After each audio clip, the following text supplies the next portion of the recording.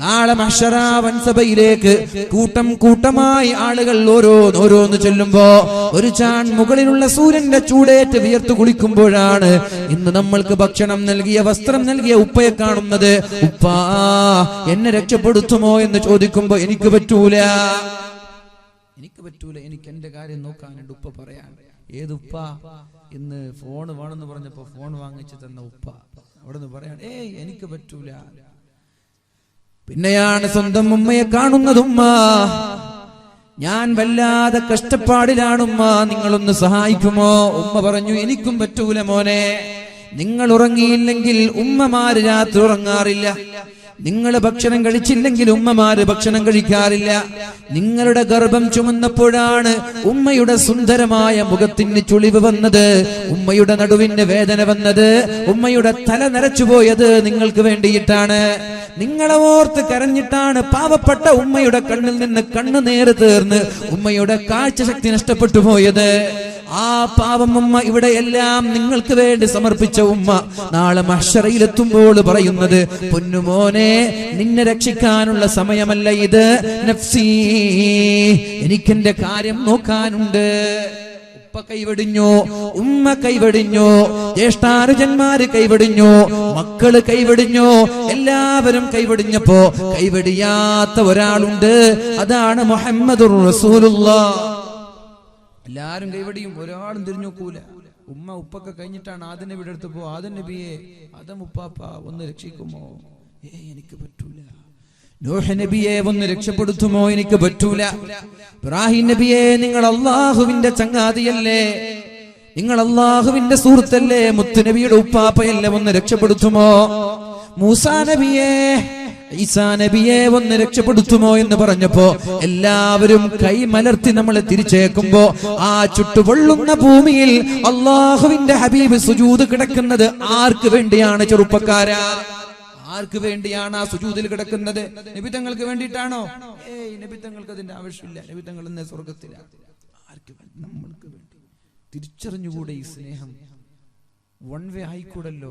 ആ സ്നേഹം വൺ വേ ആണ്. ഇങ്ങോട്ടേ സ്നേഹിച്ചിട്ടുള്ളൂ, അങ്ങോട്ട് നമ്മൾ സ്നേഹിക്കുന്നില്ല. إن كان حبك صادقا لأطعته إن المحب لمن يحب يطيع. നിങ്ങൾ സ്നേഹമുണ്ട് എന്ന് പറഞ്ഞിട്ട് റബീഉൽ അവ്വലിന്റെ 12ന്റെ രാത്രികളിൽ തോരണങ്ങൾ വെക്കുന്നുണ്ടല്ലോ, അത് കാപട്യത്തിന്റെ നുണയുടെ സ്നേഹമാണ്. ആ സ്നേഹത്തിൽ അല്പം പോലും യാഥാർത്ഥ്യമില്ല. ഉണ്ടെങ്കിൽ രാത്രി മുഴുവനും തോരണങ്ങൾ ഉണ്ടാക്കി ഡെക്കറേഷൻ വെച്ച് സുബഹി നിസ്കരിക്കാതെ കിടന്നുറങ്ങാൻ എങ്ങനെ പറ്റും ഒരു ചെറുപ്പക്കാരന്?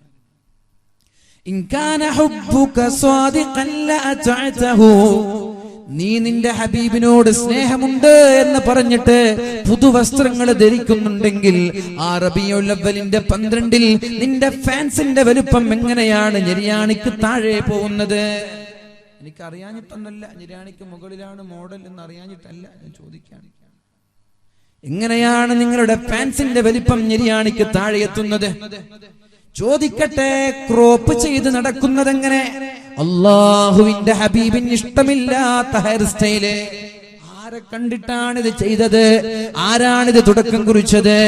ആരാണ് ഈ മോഡൽ നിനക്ക് പഠിപ്പിച്ചു തന്നത്? നിന്റെ ഹെയർ സ്റ്റൈൽ ഉണ്ടല്ലോ, ഇവിടെ മാത്രം ക്രോപ്പ് ചെയ്ത് പൂവൻകോഴിയെ പോലെ നിന്റെ മുൻഭാഗത്ത് മാത്രം മുടി വെച്ച് നടക്കുന്ന ചെറുപ്പക്കാരാ, നീ നിന്റെ ഹബീബിനോട് സ്നേഹമുണ്ട് എന്ന് പറഞ്ഞാൽ അത് പച്ച നുണയാണ്, കല്ല് വെച്ച നുണയാണെന്ന് പറയാൻ ഞാൻ ഇവിടെ സന്നദ്ധത കാണിക്കുകയാണ്. നിന്റെ സ്നേഹം ആത്മാർത്ഥതയുള്ള സ്നേഹമല്ല, അത് കാപട്യത്തിന്റെ ലക്ഷണങ്ങൾ കാണുന്നുണ്ട്.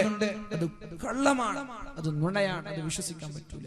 നിനക്ക് നിന്റെ ഹബീബിനോട് യഥാർത്ഥ സ്നേഹമുണ്ടെങ്കിൽ നീ നിന്റെ ഹെയർ സ്റ്റൈൽ അങ്ങനെ ആക്കൂല. നിനക്ക് സ്നേഹം ആരാ? ക്രിസ്ത്യാനോ? ആരാ ഹെയർ സ്റ്റൈൽ ഉള്ളത്? ആരാ കളിക്കാരോ? അവരെ പോലെ അവർക്ക് വേണ്ടിയിട്ടാണ് നീ ജീവിക്കുന്നത്. നിന്റെ ജീവിതം ഓൺലി നീ ചെലവഴിച്ച് നിന്റെ ഈ കളിക്കാർക്കും സിനിമക്കാർക്കും വേണ്ടിയിട്ട്. താടി എല്ലാ ചെറുപ്പക്കാർക്കും ഇന്ന് താടിയാണ്. ഉസ്താദുമാർ എത്ര കഷ്ടപ്പെട്ടിട്ടാ വേദ പറഞ്ഞ പണ്ടൊക്കെ, താടി പഠിക്കരുതേ, താടി പഠിക്കരുതേ. ചെറുപ്പക്കാർക്കൊക്കെ ഇന്ന് താടിയാണ്. നിബിധങ്ങളോടുള്ള സ്നേഹം കൊണ്ടാണോ? ആണെന്ന് പറയാൻ പറ്റുമോ? ആ താടി നിബിധങ്ങളോടുള്ള സ്നേഹം കൊണ്ടാണെങ്കിൽ നിമിഷങ്ങൾ, ഓരോ നിമിഷങ്ങളും നിങ്ങൾക്ക് കൂലിയാണ്. ആ താടി അല്ലാതെ മറ്റുള്ള ആളുകളെ കണ്ടിട്ട് വെച്ചതാണെങ്കിൽ ഒന്നും കിട്ടൂല. ഒരു പക്ഷേ കുറ്റമായിരിക്കും അതുകൊണ്ട് കിട്ടുക. അതുകൊണ്ട് എന്നെ ചെറുപ്പക്കാരാ, അല്ലാഹുവിന്റെ ഹബീബായ മുത്തു റസൂലുള്ളാഹ് ആ ചുട്ടുപൊഴുത്ത ആ ചെമ്പിന്റെ ഭൂമിയിൽ സുജൂദിൽ കിടക്കുന്നത് ആർക്കു വേണ്ടിയാണ്? അല്ലാഹു പറയാണ്, നബിയെ തല ഉയർത്തണം. അല്ലാഹുവിന്റെ ഹബീബ് തല ഉയർത്തുമ്പോൾ പറയുന്നൊരു ഡിമാൻഡ് ഉണ്ട്. അല്ലാഹുവേ, ഞാൻ തല ഉയർത്തണമെങ്കിൽ എന്റെ സമുദായത്തിലെ ഒരാളും നരകത്തിൽ കിടക്കാൻ പാടില്ല. അല്ലാഹു സമ്മതിക്കുകയാണ്. എന്നിട്ട് നബി തങ്ങൾ പറയുന്ന ഒരു വാക്കുണ്ട്, ഇല്ലാ മൻ ഹബസഹുൽ ഖുർആൻ. ഞാനങ്ങനെ അല്ലാഹുവിന്റെ സമ്മതത്തോടെ നരകത്തിൽ പോയി കൈപിടിച്ച് സ്വർഗത്തിലേക്ക് കൊണ്ടുപോകുമ്പോ പരിശുദ്ധ ഖുർആൻ ഓടി വന്ന് തടയും, നബിയെ ഇയാളെ കൊണ്ടുപോവാൻ പാടില്ല. ആലോചിക്കണം നമ്മൾ. അല്ലാഹുവിന്റെ ഹബീബ് പറയാൻ, ഞാൻ എന്റെ സമുദായത്തിലെ അവസാന അംഗത്തെയെങ്കിലും സ്വർഗത്തിലേക്ക് കൊണ്ടുപോവാൻ ഞാൻ പോകുമ്പോ അവിടേക്ക് പരിശുദ്ധ ഖുർആൻ കടന്നു വന്നിട്ട് തടയും. നബിയെ, ഞാൻ അനുവദിക്കൂല. ചില ആളുകളെ ഖുർആൻ തടയും, ഞാൻ അനുവദിക്കൂല. എന്തേ? ജീവിച്ചിരിക്കുന്ന സമയത്ത് പരിശുദ്ധ ഖുർആൻ എടുത്ത് ഓതാൻ സമയം കണ്ടെത്തിയിട്ടില്ല, ഖുർആനിനെ ആദരിച്ചിട്ടില്ല, ഖുർആനെ ബഹുമാനിച്ചിട്ടില്ല. ഖുർആനുമായി ബന്ധപ്പെട്ട വിഷയം ഇൻഷാ അല്ലാഹ് 27-ാം തീയതി നമ്മൾക്ക് വളരെ വിശാലമായി സംസാരിക്കാൻ തോന്നുന്നുണ്ട്. ഓൺലൈൻ നൽകുന്ന നമ്മുടെ ഫിദ ഖദർ സാഹിബ്. അപ്പൊ ആ ഒരു വിഷയം നമ്മൾ ശ്രദ്ധിക്കണം. അല്ലാഹു തൗഫീഖ് നൽകട്ടെ. ഞാൻ ചോദിക്കുന്നത്, അല്ലാഹുവിന്റെ ഹബീബ് സ്വർഗത്തിലേക്ക് കൊണ്ടുപോകാൻ വേണ്ടി നബി തങ്ങൾ പോകുമ്പോൾ നബി തങ്ങളെ പോലും ഖുർആൻ തടഞ്ഞു വെക്കുന്നതാണ്. ഇല്ലാ മൻ ഹബസഹുൽ ഖുർആൻ. ഖുർആൻ അല്ലാഹുവിന്റെ ഹബീബേ ഇവരെ നരകത്തിൽ നിന്ന് വിട്ടുതരൂല എന്ന് ചില ആളുകളെ കുറിച്ച് പറയുന്നുണ്ട്. അവരാരാണെന്നറിയുമോ? പരിശുദ്ധമായ ഖുർആൻ ബഹുമാനിക്കാത്തവർ, ഓതേണ്ടതുപോലെ ഓതാത്തവർ, പഠിക്കേണ്ടതുപോലെ പഠിക്കാത്തവർ. എന്തേ പഠിക്കാത്തത്? എന്താ ഖുർആൻ പഠിക്കാത്തത്? ഇംഗ്ലീഷ് അറിയുന്നില്ലേ? ഹിന്ദി അറിയുന്നില്ല? കാസർഗോട്ടുകാർക്കൊക്കെ ഹിന്ദി അറിയാം, എന്താ അറബി പഠിക്കാത്തത്? ഇംഗ്ലീഷ് അറിയാലോ, എന്താ അറബി പഠിക്കാത്തത്? ഞാൻ പഠിക്കാൻ അവസരമുണ്ടായിട്ടില്ല എന്ന എക്സ്ക്യൂസ് സ്വീകാര്യമല്ല. അത് ആക്സെപ്റ്റ് ചെയ്യുന്ന ഒരു കാരണമല്ല. കാരണം പഠിക്കാനുള്ള സൗകര്യം നമ്മുടെ മുമ്പിലുണ്ട്. അറബി എങ്ങനെ പഠിക്കാം? യൂട്യൂബിൽ ചെന്ന്, നെറ്റിൽ ചെന്ന്, ഇന്റർനെറ്റ് സൗകര്യം. ഇംഗ്ലീഷ് പഠിക്കാൻ പ്രത്യേകമായി വാട്സപ്പ് ഗ്രൂപ്പൊക്കെ ഉണ്ടല്ലോ. എന്താ അറബി പഠിക്കാൻ അങ്ങനെ ഒരു താല്പര്യം കാണിക്കാത്തത്? ഖുർആൻ ഓതാനല്ല പറഞ്ഞത്, ഖുർആൻ അർത്ഥം ആലോചിച്ചോതാനാ പറഞ്ഞത്. ഡോക്ടറുടെ സമീപത്ത് ചെന്നിട്ട് ക്യാൻസറിന്റെ അസുഖമുള്ള ഒരാൾ മരുന്നുമായി വീട്ടിലേക്ക് വന്നിട്ട് ആ മരുന്ന് നോക്കിയാൽ അയാളുടെ രോഗത്തിന് ശിഫ ലഭിക്കുമോ? ഹോസ്പിറ്റലിൽ പോയി മരുന്ന് വാങ്ങി വീട്ടിലേക്ക് വന്നു, മരുന്ന് ഇങ്ങനെ നോക്കി നിന്ന രോഗത്തിന് ശിഫ കിട്ടുമോ? കിട്ടൂല. ഇനി പോട്ടെ, ഡോക്ടർ തരുന്ന മരുന്ന് ഓരോന്നിരുന്നെടുത്ത് വായിച്ചതിന്റെ ലിസ്റ്റും വായിച്ച് അത് കുടിക്കാതെ റൂമിൽ വെച്ചാൽ ഏതായാലും ശിഫ കിട്ടൂല, അല്ലെ? ഇനി കുടിച്ച് എങ്ങനെ പറഞ്ഞതുപോലെല്ല കുടിച്ച്, രാവിലെ കുടിക്കേണ്ടത് വൈകുന്നേരം കുടിച്ചു, വൈകുന്നേരം കുടിക്കേണ്ടത് രാവിലെ കുടിച്ചു, ശിഫ കിട്ടുമോ? കിട്ടൂല. എന്ന ഖുർആൻ ഓതേണ്ടത് അർത്ഥമാലോചിച്ചിട്ടാണ്. അങ്ങനെ ഓതുമ്പോഴേ അതിന്റെ യഥാർത്ഥ ഫലം നുകരാൻ നമ്മൾക്ക് പറ്റുള്ളൂ. കൂലിയൊക്കെ കിട്ടും, കൂലി കിട്ടൂല എന്ന് ഞാൻ പറയില്ല. ഖുർആൻ അർത്ഥമറിയാതെ ഒരാൾ ഓതാണ്, അവർക്ക് കൂലി കിട്ടൂല എന്നൊന്നും ഞാൻ പറയില്ല. പക്ഷേ ഇങ്ങനൊരു ഹദീസ് കാണുന്നുണ്ട്,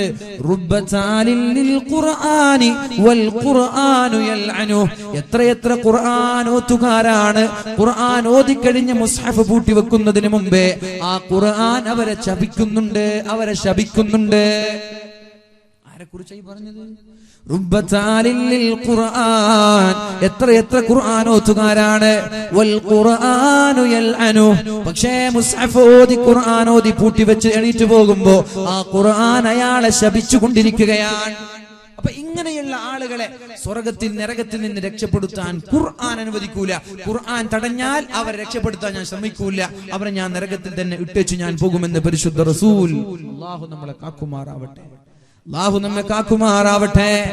അല്ലാഹുവിന്റെ ഹബീബ് സമുദായത്തിന് വേണ്ടിയാണ് ഓരോ സമയങ്ങളും നീക്കിവെച്ചത്.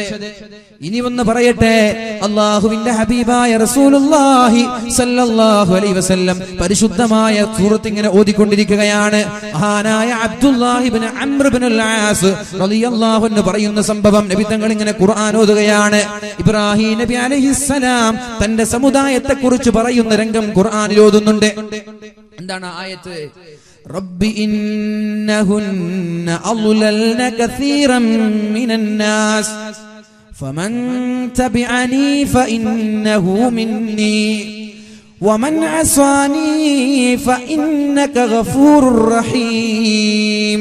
മഹാനായ ഇബ്രാഹിം നബി തന്റെ സമുദായത്തോട് കാണിച്ച താല്പര്യം ആ ഒരു ആയത്ത് ഓതിയപ്പോഴാണ് ഫബകാ, അല്ലാഹുവിന്റെ ഹബീബ് കരയാൻ തുടങ്ങിയത്.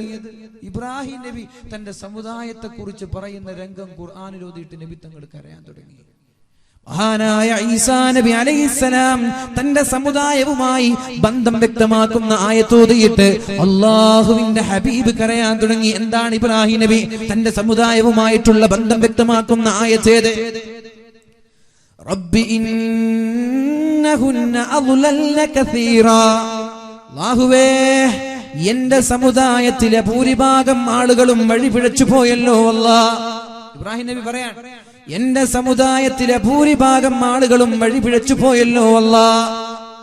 ഫമൻ തബിഅനി ഫഇന്നഹു മിന്നി, ആരാണോ എന്നെ പിൻപറ്റുന്നത് അവന്റെ കൂടെ ഞാനുണ്ട്.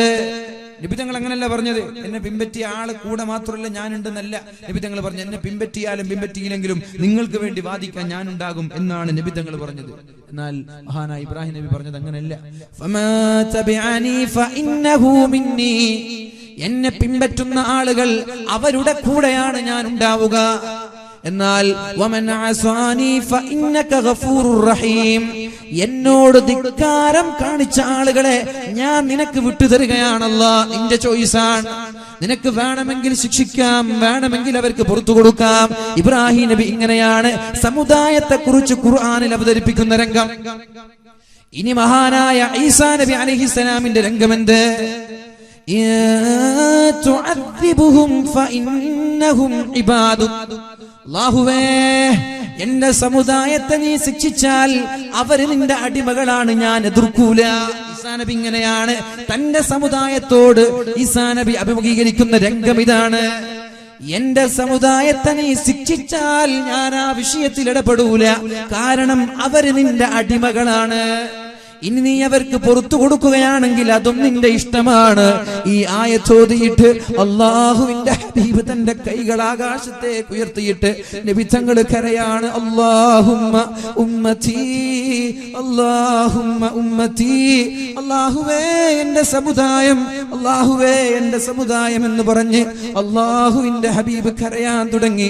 അപ്പോഴാണ് അല്ലാഹു തആല ജിബ്രീൽ അലൈഹിസ്സലാമിനെ വിളിച്ചിട്ട് മുത്തു റസൂലിന്റെ സമീപത്തേക്ക് പറഞ്ഞു ക്കുന്നത്, ജിബ്രീലേ ഹബീബിനോട് ചോദിക്ക്, മുഹമ്മദിനോട് ചോദിക്ക്, എന്തിനാണ് കരയുന്നതെന്ന് ചോദിക്ക് എന്ന് നബി തങ്ങളോട് പറഞ്ഞപ്പോ, ജിബ്രീലിനോട് പറഞ്ഞപ്പോ മഹാനായ ജിബ്രീൽ അലൈഹിസ്സലാം നബി തങ്ങളുടെ സമീപത്തേക്ക് കടന്നു വരികയാണ്. യാ റസൂലല്ലാഹ്, അല്ലാഹുവിന്റെ ഹബീബേ എന്തിനാണ് താങ്കൾ കരയുന്നത് എന്ന് ചോദിക്കാൻ അല്ലാഹു എന്നെ പറഞ്ഞയച്ചതാണ്. താങ്കൾ എന്തിനാണ് കരഞ്ഞത് എന്ന് അല്ലാഹുവിന്റെ ഹബീബിനോട് ചോദിച്ചപ്പോഴാണ് മുത്ത് റസൂലുള്ളാഹി സ്വല്ലല്ലാഹു അലൈഹി വസല്ലമ തങ്ങൾ മഹാനായ ജിബ്രീൽ അലൈഹിസ്സലാമിനോട് പറയുന്നത്, എനിക്ക് എന്റെ ഉമ്മത്തിനെ ഓർത്ത് ഞാൻ കരയാണ്. ഞാനിങ്ങനെ പറയില്ല, എന്നെ പിൻപറ്റിയ ആളുകളെ മാത്രം നീ രക്ഷപ്പെടുത്തിയാൽ പോരാ, അല്ലാഹുവേ എന്റെ സമുദായത്തെ മുഴുവനും നീ രക്ഷപ്പെടുത്തണേ എന്ന് മഹാനായ റസൂലുള്ളാഹി സ്വല്ലല്ലാഹു അലൈഹി വസല്ലമ തങ്ങൾ സമുദായത്തിന് വേണ്ടി കരഞ്ഞിട്ട് അല്ലാഹുവിലേക്ക് കൈ ഉയർത്തി ചോദിച്ചപ്പോഴാണ് ജിബ്രീൽ അലൈഹിസ്സലാം അല്ലാഹുവിന്റെ കോടതിയിലേക്ക് ചെല്ലുന്നത്. അല്ലാഹു ചോദിച്ചു, ജിബ്രീൽ നബി തങ്ങളുടെ പ്രശ്നം എന്താണ്? ബീവിന്റെ പ്രശ്നം എന്താണ്? മഹാനായ ജിബ്രീൽ അലൈഹിസ്സലാം പറഞ്ഞു, അല്ലാഹുവേ ഉമ്മത്തിന്റെ കാര്യമോർത്തിട്ട് കരയാണ് നബി തങ്ങൾ, സമുദായത്തിന്റെ കാര്യമോർത്തിട്ട് കരയാൻ. അപ്പോഴാണ് അല്ലാഹു തആല ജിബ്രീൽ അലൈഹിസ്സലാമിനോട് പറഞ്ഞേക്കുന്നത്, മുഹമ്മദിനോട് പറഞ്ഞേക്കണം, ഇന്നാ സനുർളീക ഫീ ഉമ്മതിക, നിങ്ങളുടെ സമുദായത്തിന്റെ വിഷയത്തിൽ ഞാൻ നിങ്ങളെ തൃപ്തിപ്പെടുത്താം. സമുദായത്തിന്റെ കാര്യത്തിൽ നിങ്ങൾക്ക് ടെൻഷൻ അടിക്കേണ്ട ഒരു അവസ്ഥ ഉണ്ടാവൂല. നിങ്ങൾക്ക് തൃപ്തി ഉണ്ടാകുന്ന ഒരു കാര്യം, ഒരു വിഷയം അല്ലെങ്കിൽ ഒരു സാഹചര്യം ഞാൻ ഉണ്ടാക്കി തരാം. നിങ്ങളുടെ ഉമ്മത്തിനോർത്തിട്ട് നിങ്ങൾ കരയണ്ട.